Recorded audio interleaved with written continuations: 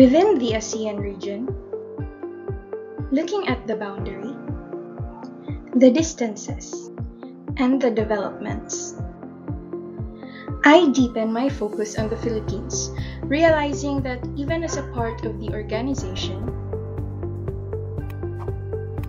there is this inkling feeling that visible gap, whether it be literally divided by the South China Sea or just how our way of developing has its distinct progression that is somewhat alienizes us with our nation-state counterparts. In this report, we will be looking at the history, the challenges, the opportunities, the contributions, and why they matter. Filipino professionals working in the neighboring ASEAN region, an architectural brain drain, talented architects driven by opportunities, and the search for an active transformation in Singapore. History has shown that Philippines' built environment tends to rely heavily on remittances, particularly in the 1970s, when the government initiated its overseas employment program to send workers abroad, mainly to the Middle East. My family history has experienced this too, although it has given significant changes for the lives of the workers and their families, albeit receiving contested reviews on their living and being forced to take responsibility. The economy has not consistently relied on business-centered growth and productive investments.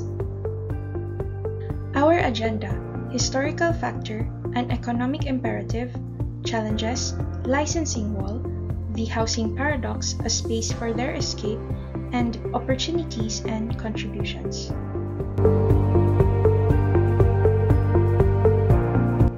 Filipino professional architects, especially those who are not yet licensed, are driven to migrate due to fundamental economic disparity of the homeland, in contrast to the high-growth hubs like Singapore.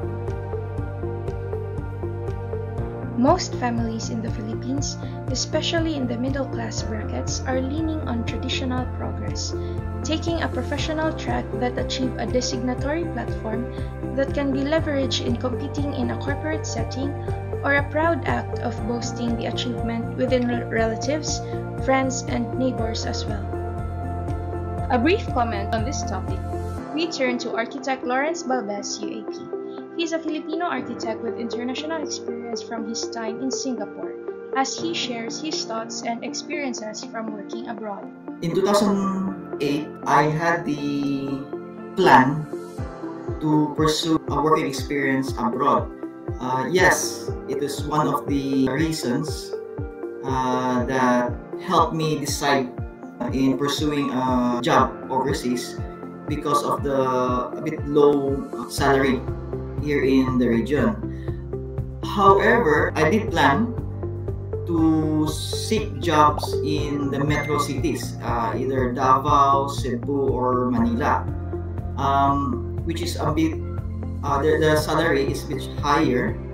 Also, the lifestyle over there is a bit more compared to here in Cagayan de Oro.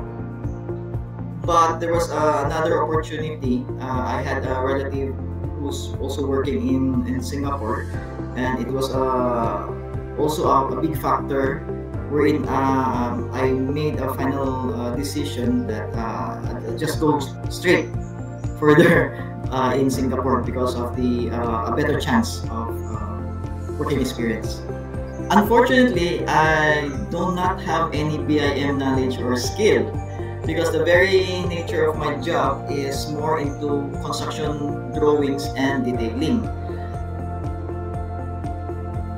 Despite having attained a higher education degree, many architects still experience significant financial struggles in the Philippines.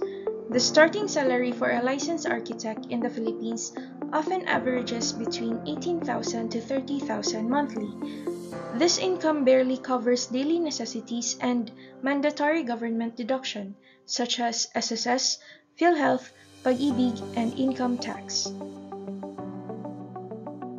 For many, this amount is often considered below a comfortable living wage, unless the architect owns their own firm or has a supplementary business, thus defeating the promise of financial stability that a professional degree is expected to deliver. Actually, nag-start ang BIM. I remember katong pagtukod nila sa Marina Bay Sands. Dato ganyan nila nag-BIM kay dako mo siya na project. And then reclaim ang area, and there's some zones po na nila including ang katong sa Gardens by the Bay. So, nag-need na nila sa BIM. 2010, 2012, mga siguro, ginahinay na sa Singapore government, silang BCA, na kailangan nila na ma-unify na. Kay maitabo ang is more obsolete ang AutoCAD. Para po ang Singapore na ng workforce, ISO po nila requirement, mo inline na po with other international companies or other projects, let's say sa Western or sa Dubai or even sa Australia. I remember po na mga kaila na dito sa Doha, kusog na po ang BIM nila. So ni-follow po ang Singapore. Hinay-hinay lang siya. But it's not foreign for me. I know the idea because I also work with other companies who has BIM. In my third company, which I stayed the longest, for 10 years, we coordinated and liaised with bigger companies because it turns out that we are the subcontractors of that project.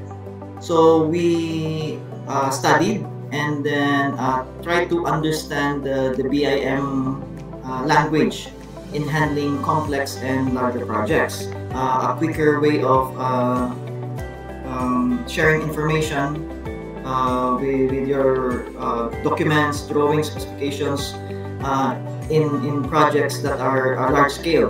2022, after this pandemic, mo ito naka-decide na gusto sa government, sa BCA po mismo, sa Building and Construction Authority, na tanan companies sa Singapore is kung nagiging BIM. I believe ilang plano ito is 2030 kung nagiging totally good BIM nagiging ang tanan companies ito kaya ni-upgrade sila based lang sa ISO requirements. Na cases magod na dili mo siya needed kayo o BIM, especially kung mga small na projects. Kaya na may mga renovation, a bit overkill lang good siya kung gamit ang BIM and then yung pala is renovation, like a two-story residential house or even a small office or commercial space. But I'm not saying na dili siya totally magamit. Siguro for the meantime, gradually mo pa na improve na dahil. I didn't felt that bad if I didn't learn BIM. I didn't have the expertise of BIM. It's just that the very nature of my company is we are the builders. We are more into the how to construct the drawings. Beyond salary, Filipino architects are strongly motivated to migrate to gain exposure to advanced architectural technologies and contemporary workflows that are highly marketable internationally. This pursuit of advanced skills is crucial for professional growth and often acts as a stepping stone for working in Western countries. This includes proficiency in tools like Building Information Modeling or BIM, which, while standard practice abroad, is often not yet fully integrated in domestic professional training programs, creating a skill gap and a strong incentive to seek education and experience elsewhere. Naay characteristics sa Pilipino na mulugot. Persevere. I remember na nami sa among company is, let's say, Friday afternoon. So, ang mga uban, medyo relax na. Okay, Friday na. Ang kami mga Filipino na designers, diya kami mulugod, trabaho. Kay, gusto na mo, by Monday, wala kami trabaho. Ito na ang mentality na mo overtime yung gamay sa Friday para relax mi sa weekend, Monday, relax sa pod mi. Kaya wala ni buhaton ana. Nalay instances na ma-abuse po na siya na characteristics. Oh, tagana po trabaho. To the point na mas napuno na namig Tagalog workload compared sa itong mga local na counterpart or other na mga nationality. Which is, dili day maayo. Maabusahan na po ang good qualifications. And then, ma-create na po na siya toxic na environment. I can only say sa Singapore na environment, kaya mamamit ako na experience, ang fast-paced na to na, ang nature niya, agad, nahinga na cases na kitabo. Ma-burn out ang mga tabante. Ultimately, Filipino professionals are highly sought after internationally for their innate qualities of hard work, perseverance, and efficiency. When combined with competitive wages and advanced professional exposure abroad, these qualities transforms from being merely advantages to being the key differentiator that secures their success and better financial future upon migration. By regulation nila dito is dili gid although licensed ang mga architects nato dito sa Philippines, pag abot dito is lahi ang ilang regulations sa Singapore Institute of Architects. If gusto gid ko na if anyone na architect dito sa Philippines gusto na mo practice as architect dito, kailangan gid sila mo agi-agan og eskwela to meet the credentials silang sa government sa ilang pagman sa architects, and then they need to pass sa board exam dito sa Singapore. They have their own board exam. Unless siguro kung ASEAN architect na ka, so na kayo dako-dako na advantage. Nay advantage pod kung katong mga students who graduated from the Big Four University, pagabot sa Singapore, nay mas higher ang ilang pananaw kung katong gikan sa Big Four. While most Filipino architects arrive as licensed, experienced professionals, they are somewhat hindered from performing immediate practice as the architect of record in the host country due to strict local licensing laws. This has been an insecurity for most professionals to pursue opportunities abroad with high expectations that working internationally is a straight path to achieving one's goal. Before sa 2008, medyo relax pa gani ang pagpasulod sa Singapore. Pag-abot sa 2008, na timingan sa akong time ato na nakaabot na ko, district nila, kinanas like quota. It's more a bit political na side kay nireklamo na mismo ang mga locals dito. Kay wala na sa trabaho, na po yung mga insecurities. Dili man sila gusto po na certain na trabaho. Sa ako na time, hinahinay to siya strict kay na siya quota, and then isaka na po daan ang minimum na salary bracket for ESPAS workers. It became a disadvantage ko sa companies kay they know they needed na mga workers. Let's say kami po mga foreign workers, pero tugod ka mahal, kuha na po sila kasi hindi nila ma-afford. And then na po yung mga certain regulations po sa government, nasa like quota wherein kailangan sila mo hire og 7 kabok local, ay pas lang maka-hire og isa ka foreign. So, ginakuan magod sa government nila na ilaging palabuan na kung nila ang mga locals. Pero reality manggod na may mga locals go dili gusto kuha na ng trabaho. Dako na siya na problem nila. I don't know unsa nila pag-resolve. They focus on technical documentation, detailing, and BIM coordination, but cannot legally call themselves an architect in Singapore unless they meet the local accreditation standards or work in close collaboration with locally licensed architect. The latter only aligns when the architect has attained a high-level certification like ASEAN Architect, designed to promote regional mobility but must still register with the host country's authority and adhere to local laws and collaborate with local firms. Ang inside joke lang namo dato is all ang tawag sa amo dato is mga designers or jobs person pero overqualified ana na position. And then mismo ang government and mga companies dato, they know. Kaya kita man sila sa amuang resume among CV na license me. They get a good slice of the pie. They can hire jobs person but actually in nature they are licensed na architects who can do more beyond sa ilang scope. There are some who are fortunate enough na the company saw potential, so gitabangan sila. Pero ako nga kakitaan is increase ilang promotion, like from the start kung pa lang kadaan, let's say the jobs person, to the point na may mga kang senior project manager. Nay uban, let's say mga certain seminars, workshops, or mga certifications, mutabang ang company, ipasulod ana. So ni-improve po ka. So muhumot pag imong CV nimo pag-apply ka or mo venture ka another na company. The living conditions of Filipino professionals abroad, specifically aspiring architects, often starkly contrast with those of other migrant groups, highlighting a distinct class difference. Architects generally enjoy the autonomy of choosing their residences, typically opting for market-rate urban housing and setting their own personal and spatial boundaries. This professional freedom stands in sharp contrast to the highly regulated living situations of less skilled counterparts.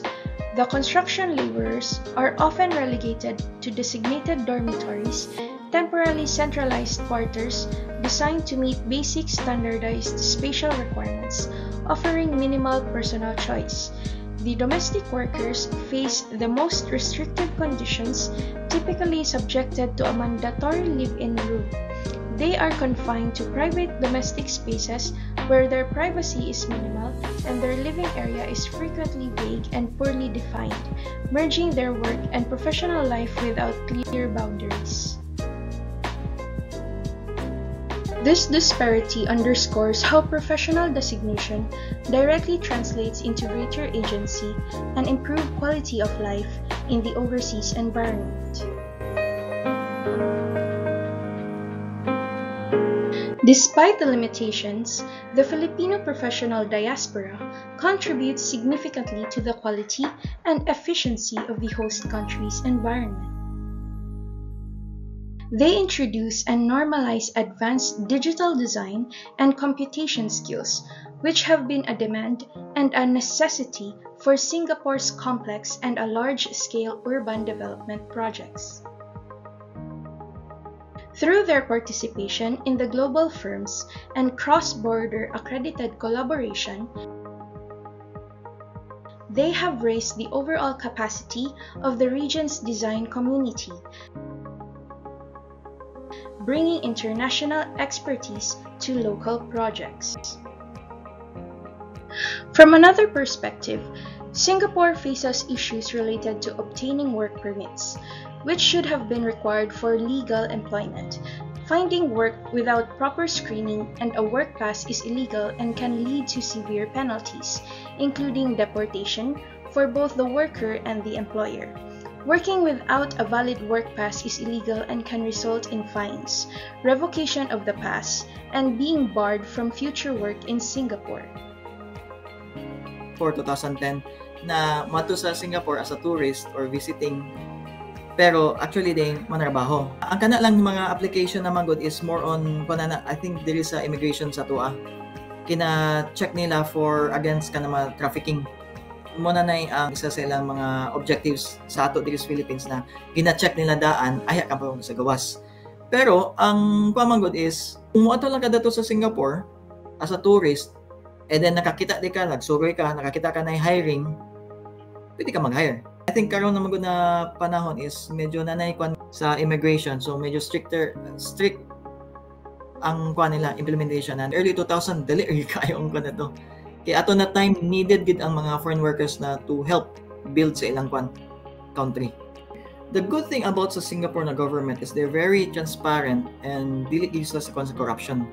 So kami mismo mga foreign workers, we feel secure tungod kay ginabantayan gid mi. Gina-check nila ang welfare sa mga workers, either local ka or foreign. But nay mga companies, believe me, nay mismo mga local companies nga pangitag shortcut. And then, out of desperation po siguro sa uban ng mga foreign workers, need yung trabaho, sumukagat sila. Kung masapnan, definitely deport gid ang foreign worker. Ang atong company, since local man, nalay mga penalties, dili gina-grave. So, pwede po na mabuhat balik, ana. So, yan ang unfair lang po na side. Ang advice lang nako, especially ka naman foreign workers, ana, very careful lang gid mo. And then be honest sa inyong mga documents. Ayaw gid mo ato mga kanang bitong hinimo na mga recto na mga documents. Always show katong masakto gyud.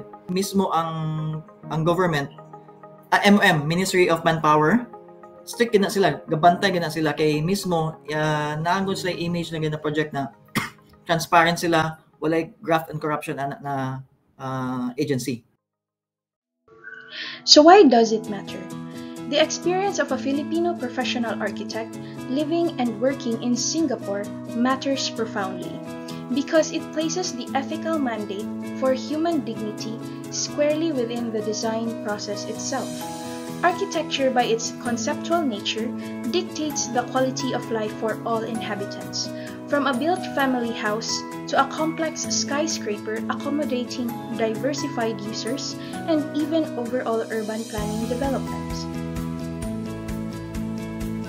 By applying advanced architectural skills gained through international experience, these Filipino professionals contribute to a positive change by actively working to elevate the living conditions of the lowest paid members of the labor force, like the construction workers mentioned previously. These professionals contribute more than just structures. They strive for greater spatial equity and socio-spatial justice by ensuring that basic human needs such as privacy and adequate space are met in their designs. Their professional journey, seeking advancement abroad, and using those skills to design ethical and human spaces is a microcosm of the region's central struggle. It represents the conflict between the need for rapid economic growth and development and the simultaneous foundational obligation to uphold the human rights and dignity of the essential workforce that makes the very growth possible. In short, the architect's choice demonstrates that economic prosperity does not have to come at the expense of human dignity.